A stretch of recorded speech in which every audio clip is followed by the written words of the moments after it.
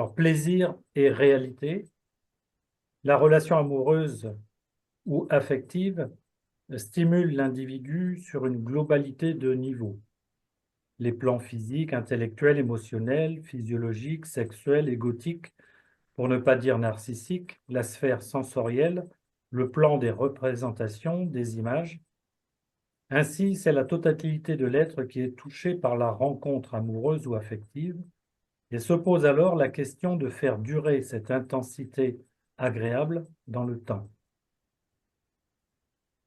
Nous souhaitons tous cette pérennité que nous nommons bonheur, alors que s'applique un principe de plaisir, s'applique aussi un principe de réalité.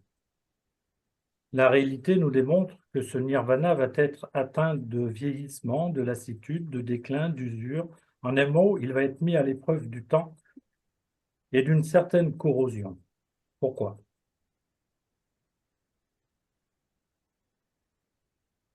La matière et l'esprit. Tout ce qui forme l'expérience dans la matière, et l'on va associer cela au corps physique, s'inscrit dans une réalité affectée par le temps et l'espace. Tout ce qui a une naissance aura irrémédiablement une disparition. La matière est à observer dans ce qu'elle a de mutable. Tout y naît, grandit, se transforme, reçoit une multitude d'influences, se décompose, s'effondre, semble disparaître, pour réapparaître dans d'autres formes qui subiront le même sort. Tout ce qui se vit et affecte notre matière physique subira aussi le même sort. S'attacher au monde de la forme, c'est immanquablement s'inscrire dans un rendez-vous de deuil et de souffrance liés à ces effondrements et à ces deuils. Le lien vécu avec une autre personne, qui ne serait investi que sur des éléments physiques, physiologiques, hormonaux, que des attraits d'apparence, la recherche de sensations, les images, les représentations de soi, les représentations du nous, sera immanquablement affecté par l'usure et le déclin. Le partenaire de vie, passé les euphories de la rencontre et de la découverte, devient un être repérable, prévisible, connu. L'attrait de ce qu'il représentait au début de la rencontre perd de son intensité. Le lien perd de son intensité attractive. Un régime de croisière s'installe, qui lui aussi devient prévisible et peu attractif sur le plan des sensations, des intérêts et du renouvellement des situations. Renouveler ou inventer de nouvelles sensations et centres d'intérêt devient impératif. Il faut partir en vacances, construire une maison, faire des enfants, faire le saut à l'élastique, descendre des rivières en canoë, inviter de nouveaux amis, s'impliquer à tout prix dans du nouveau, ainsi renouveler son stock d'habitudes et de repères. Plaisir et plénitude.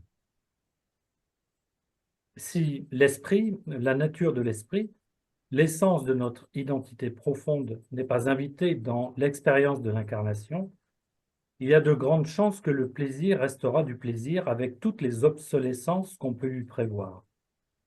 Que la surenchère des actes de distraction visant à maintenir une certaine intensité de sensation ne résoudra pas l'inévitable obsolescence d'attrait qu'offrent nos actions. La plénitude n'est plus une question d'agissement, mais une posture personnelle, interne, intime, une connexion, une vision claire de ce qui est éternité et temporalité.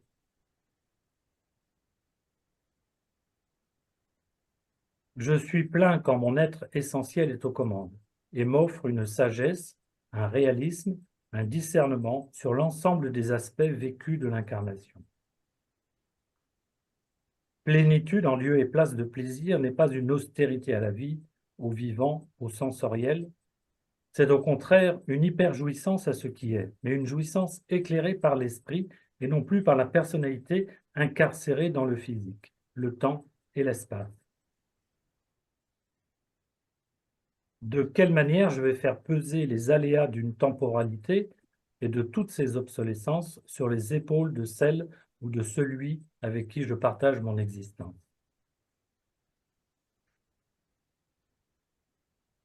bonheur et complétude. Pareillement, le bonheur s'imagine dans l'accumulation d'une somme d'éléments matériels, événementiels, relationnels, agréables, et qui ont pour objectif de nous combler, de nous sécuriser, de nous donner une sensation d'accomplissement et d'abondance. Une fois de plus, qui est aux commandes dans cette recherche? Quelle part de moi-même s'implique dans ce niveau de réalité? Je n'ai pas à chercher à être comblé. J'ai à être complet, c'est-à-dire qu'il y ait de moins en moins de parts de moi-même en souffrance, en attente, en frustration, en doute, en tension, en insécurité. Et nous ne sommes pas en train de dire que c'est facile. Quand le ventre a faim, quand la peau a froid, que la survie remplace la vie, il est évident que des actes concrets vont engager les dimensions les plus animales. La vie devient une violence, une lutte contre toutes les petites morts. Ressentir une complétude, quel que soit le scénario qui se déroule autour de moi, devient une expérience où une connexion profonde est établie avec notre essence originelle. Une fois de plus, cela est plus facile d'en parler que de le vivre. Mais le fait d'en parler, c'est poser une conscience ouverte sur le sujet.